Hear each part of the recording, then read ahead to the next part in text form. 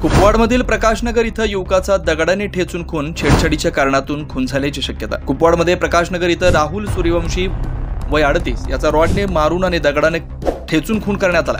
राहुल सूर्यवंशी हा नात्यातील एका मुलीची वारंवार छेड काढत होता।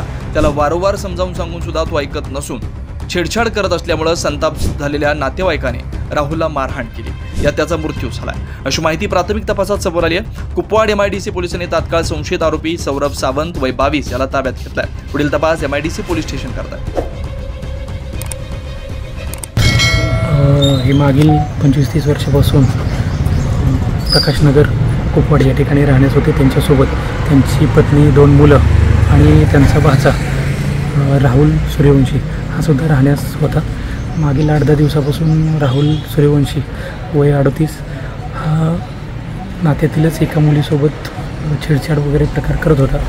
त्याबाबत त्याच्या मावशी आणि घरातील सर्व नातेवाईकांनी त्याला समजून सांगण्याचा प्रयत्न केला होता, पण त्यातून त्याचं काही सुधारणा झालेली नाही ना। आजसुद्धा त्यानं थोडा प्रकार करण्याचा प्रयत्न केला। त्या रागाच्या भरातून सौरभ सावंत यांनी त्याला मारहाण केली, त्यामध्ये त्याचा मृत्यू झालेला आहे आणि त्याबाबतची पुढील कायदेशीर कारवाई गुन्हा नोंद करून करण्याची MIDC कुपवाड पोलीस ठाणे येथे सुरू आहे।